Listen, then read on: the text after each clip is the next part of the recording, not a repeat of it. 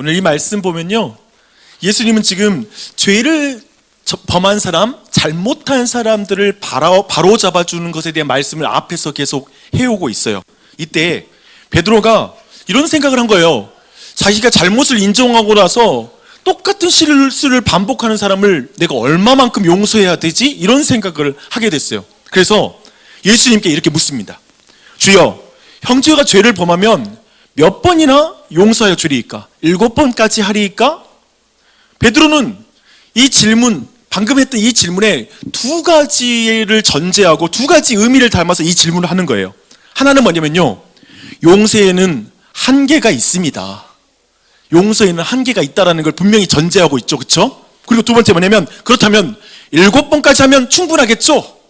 라는 이 두 번째 이해를 가지고 이렇게 질문한 것입니다. 그러자 예수님께서 이 질문에 대해서 이렇게 대답하세요. 7번뿐 아니라 7번을 70번까지라도 할 것이니라 라고 말합니다. 여러분, 7번에다가 70번을 또 배를 더하면 어떻게 되죠? 490번? 어때요? 그러니까 490번까지 용서해야 돼, 이런 숫자적인 의미일까요? 그게 아니에요. 이런 말이에요. 따라하겠습니다. 용서에는 한계가 없다. 그렇죠? 계속 용서하라는 거죠. 그렇죠? 왜? 좀 질문이 생기죠. 아니, 어떻게 그렇게 용서할 수 있어? 우리 옆에 있는 부모님 얼굴 잠깐 봐봐요. 부모님 몇 번 용서해 주죠?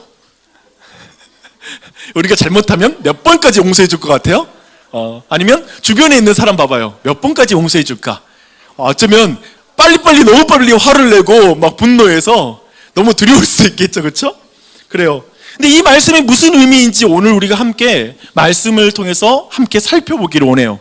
예수님은 매우 흥미로운 비유를 통해서 이제 용서에 대해서, 그러니까 용서에는 한계가 없다라는 것에서의 의미를 이제 예수님께서 우리에게 알려주고 있습니다. 한 왕이 자기에게 1만 달란트 빚진 자와 결산을 합니다. 여러분, 1만 달란트 빚진 자를 제가 하루 일당 12만 원으로 계산해 봤어요. 그러면 오늘날의 액수가 어떻게 되냐면 7조 2천억, 얼마요? 7조 2천억을 빚졌어. 이거 어마어마한 액수이죠. 참고로 그 예수님 당시에 이 달란트 있잖아요. 이 달란트는 너무 큰 단위의 액수라서 일상생활에서 달란트를 사용하는 일이 없어요. 그렇지 않겠어요? 7조 1천억 빚졌으니까 갚을게, 뭐 이런 말 하겠어요? 그렇죠? 너무 큰 액수예요. 그런 액수였습니다. 그렇다면 1만 달란트 빚진 자에 대한 비유를 딱 사람들이 들었을 때 그 당시 사람들은 어떻게 생각했을까요? 이렇게 생각했어요. 도저히 갚을 수 없는 액수야. 그러니까 이건 도저히 갚을 수 없는, 말도 안 되는 빚을 많이 졌구나 라는 이러한 생각을 사람들은 했을 것입니다. 그래서 이제 왕은 빚을 갚을 능력이 없는 이에게 이렇게 말합니다. 그 몸과 아내와 자식들과 모든 소유를 다 팔아 갚으라 라고 이렇게 말해요. 너 가지고 있는 거 모든 거 팔아, 네 몸까지도 팔아, 그래서 갚어 라고 이렇게 말하는 것이죠. 여러분, 이런 상황이 만약에 여러분 모두가 이렇게 7조 2천억까지 이렇게 빚을 졌다고 생각한다면, 이렇게 너의 모든 걸 팔아서 갚아, 그러면 여러분 뭐라고 대답할 것 같아요? 살려주세요 라고 말하겠죠. 그렇죠? 그렇죠? 이렇게 말할 것이고, 어떻게 또 말할까요? 배째, 알아서 해! 막 이렇게 할 수도 있겠죠. 근데 아마도 저는 이럴 것 같아요. 제 몸을 팔겠습니다. 제발 제 가족들은 그냥 풀어주세요. 용서해 주세요. 그냥 저를 종으로 삼으시고 제발 우리 가족들은 자유롭게 해주세요. 이렇게 말하니까 우리 가족이 약간 의심하는 분위기가 지금 굉장히 깊이 흐르고 있다는 걸 보게 됩니다. 근데 그러나 1만 달란트 빚진 자는 뭐라고 대답한 줄 아세요? 이렇게 대답해요. 내게 참으소서 다 갚으리이다. 여러분, 이 말이 여러분 어떻게 들려요? 내가 조금만 참으세요, 조금만 기다리세요, 제가 다 갚을게요. 어떻게 들려요? 우리는 1만 달란트 빚진 사람이 허언증에 걸린 것 같아요. 그쵸? 그러니까 뭐냐면 지금 지킬 수 없는 말을 해서 위기를 피하는데 급급하는 약간은 양심 없는 사람, 약간 속임수를 쓰는 사람 같이 느껴지는 그런 말을 하고 있는 거예요. 지킬 수도 없는 약속, 말을 하고 있는 것이니까요. 여러분은 이런 사람 만나면 어때요? 그러니까 좀 지킬 수도 없는 허언증과 같은 말을 하면서 막 다 지키겠다고 말하는 사람에 대해서 여러분이 느끼는 느낌은 뭐예요?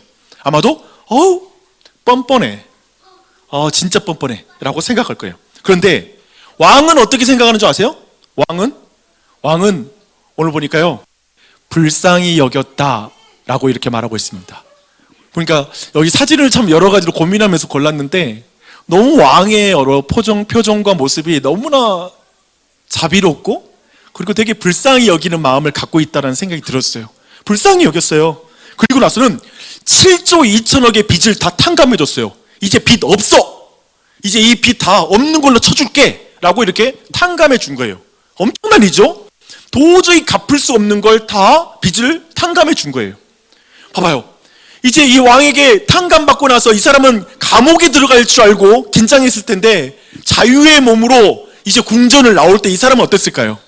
너무나 그 자유와 기쁨 가운데 나왔을 거예요. 이제 그 자유를 얻습니다. 네, 왕궁을 나갈 때 이제 반전이 일어나요. 성경 보니까요, 나가는 길에 이 사건, 또 다른 사건이 일어난 것을 느끼게 만드는 그런 거 있어요. 탕감받은 종은 자신에게 100데나리온 빚진 자를 만납니다. 얼마라고요? 100데나리온. 데나리온이 하루 품삯이거든요. 12만 원으로 해보니까 1200만 원. 어때요? 100데나리온도 뭐 큰 액수죠. 1200만 원이라는 것도 큰 액수예요. 그렇지만 큰 돈이긴 하지만 그가 탕감받은 7조 2천억에 비하면 어때요? 아무것도 아니죠. 정말 이건 세 발의 피라는 표현을 쓸 거예요. 그렇죠? 아무것도 아니에요. 그는 빚진 동료의 목을 잡고, 그런데 빚진 동료의 목을 잡고 막 비틀어요. 그리고 빚을 갚으라고, 내 돈 내놔, 빚 갚아, 당장 내놔 라고 이렇게 막 소리를 지릅니다. 그래서 이 동료가 엎드려서 이제 말해요. 나에게 참아주게, 내가 갚겠네, 내가 제발 나에게 참아주세요, 내가 곧 갚겠습니다 라고 이렇게 말하죠. 여러분에게 이 사람의 말은 어떻게 들려요? 내가 곧 갚겠다고 하는 사람의 말, 허언증에 걸린 사람의 말처럼 들린가요? 아니죠. 그렇죠? 왜냐하면 1200만 원은 갚을 수 있다 없다? 갚을 수 있는 돈이니까. 조금만 기다려준다면 충분히 갚을 수 있는 돈이니까 그냥 허언증에 걸린 그런 말처럼 들리지 않아요. 더군다나 지금 왕에게 빚을 다 탕감받았잖아요. 7조 2천억을 탕감받으니까 아마도 당장 급한 돈은 없었을 거예요. 그렇죠? 필요하지 않고 좀 여유 있게 기다릴 수 있어요. 그러나 1만 달란트 빚을 탕감받은 사람은 동료의 간청을 그냥 듣지 않고요, 옥에 가둬버립니다. 그가 옥에 갇히면 아마도 그의 가족들은 당연히 경제적인 어려움을 당하겠죠. 그렇죠? 그런데 그런 거 상관없어, 지금 당장 너 감옥에 들어가 라고 이렇게 가혹하게 말하고 있어요. 여러분, 1만 달란트 탕감받은 그 사람의 행동 보면서 여러분 느끼는 게 느낌이 뭐예요? 뭘 느끼십니까? 괘씸하죠. 그렇죠? 화가 나죠.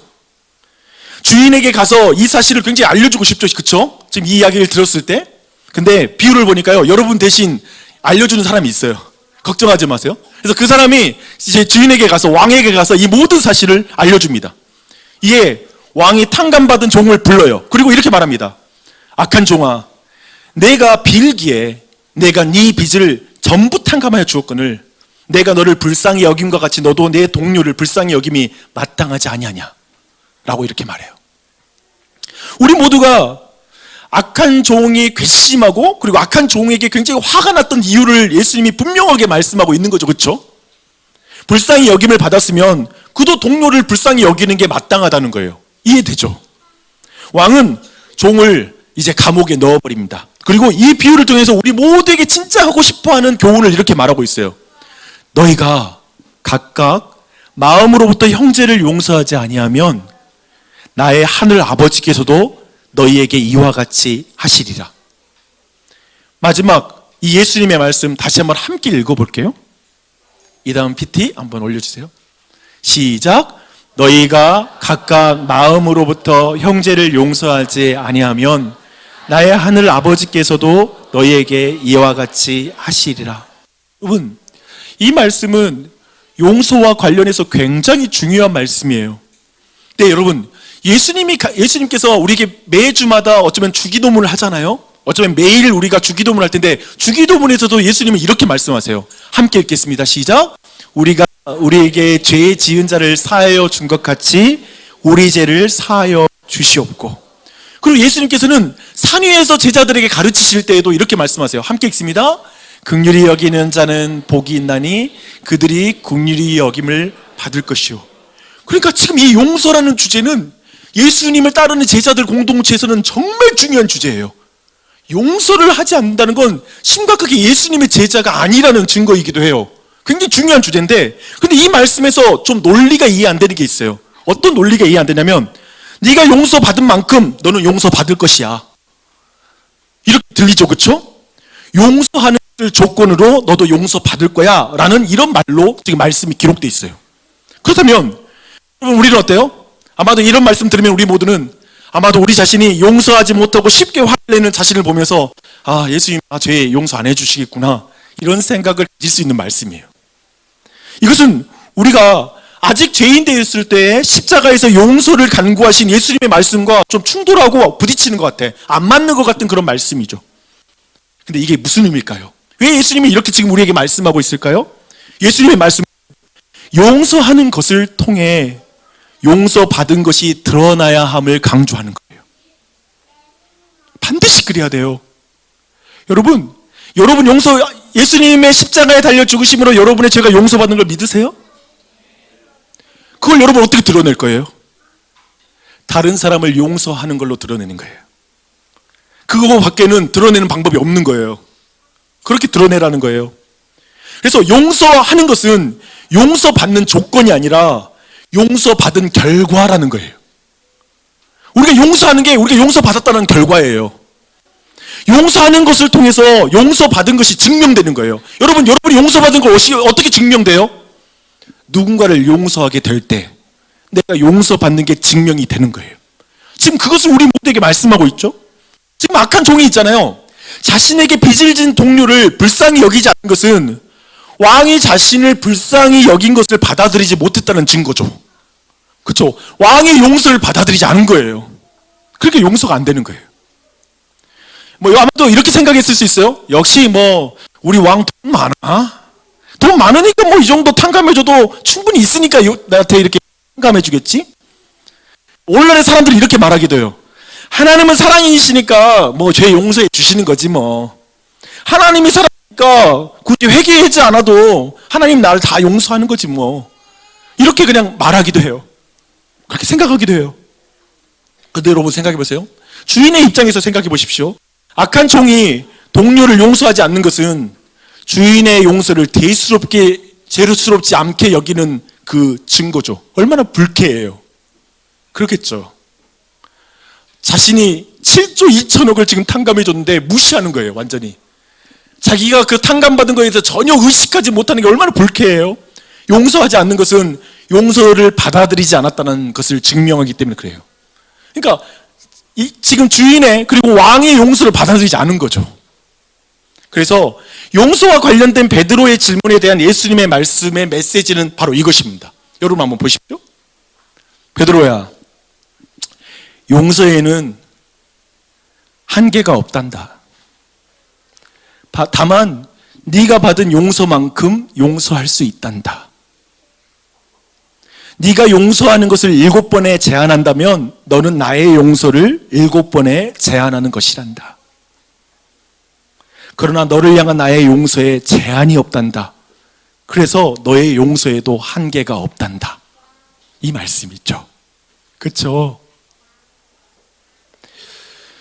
저는 이 말씀 오늘 준비하면서 이 대목을 마지막으로 이렇게 정리하면서 너무나 큰 감동이 있었습니다. 사실 내 자신을 포함해서 우리 모두는 매일 누군가를 용서하지 못하고 원망하고 쓴 마음을 품으면서 그냥 마음에 분노가 끓어오르는 걸 꾹꾹 눌러가며 살 때가 많아요. 미워할 때가 많아요. 그쵸? 부부 사이의 갈등, 자녀와의 다툼도 있고요. 그리고 친구들과의 긴장감, 미움들도 있어요. 그래서 용서하기 힘든 상황들이 너무나 참 많아요. 또 용서하지 못하는 자신에 대한 실망을 할 때가 있어요. 사람이 좀 넓게 마음을 가져야 하는데 내 마음을 왜 이렇게 좁을까 하면서 죄책감을 느낄 때가 있어요. 그런데 용서하지 못하고 화목하지 못하는 것이 진짜 문제가 아니에요. 제가 너무나 감동받았던 부분은 뭐였냐면 진짜 문제는 우리 자신을 용서하시는 예수님을 믿지 못하는 거예요. 아까 말했죠. 우리는 어떻게 용서할 수 있다고요? 용서받은 만큼 용서할 수 있다고요. 그렇다면 근본적으로 우리는 우리 자신에 대한 죄책감이 너무 많아요. 지금 예수님이 예수 안에서 나를 온전히 받아준다는 믿음이 안 생기는 거예요. 나는 아닐 거야. 오늘 이 순간 여러분을 어떤 죄인일지라도 십자가 안에서 여러분 모두를 온전히 용서하시고 받아주신 예수님 믿으십니까? 아멘인 거예요. 어쩌면 여러분의 마음에 나는 아니야 라고 생각할지 모르지만 믿음으로 아멘, 아멘. 예수님이 날 용서하세요. 나를 깨끗하게 씻으세요 라고 믿는 것이죠. 예수님의 용서에 제한이 없다라는 것을 믿지 못하는 것. 우리 모두 그러죠. 어제 실수했던 거 오늘 또 실수했어. 나같이 반복해서 죄를 짓는 인간. 엊그제 은혜 받았는데 벌써 넘어졌어. 하나님 나에게 짜증낼 것 같아. 하나님 나를 용납하지 않을 것 같아. 언제까지 예수님이 나를 용납하겠어? 라고 스스로 포기했는지 몰라요. 아니요. 예수님의 용서에 제한이 없는 걸 믿으십시오. 제한이 없으세요. 생각해 보세요. 피해자이신 하나님이 가해자인 우리의 죄를 대신해서 죄를 짊어지고 십자가에 달려 죽으셨습니다.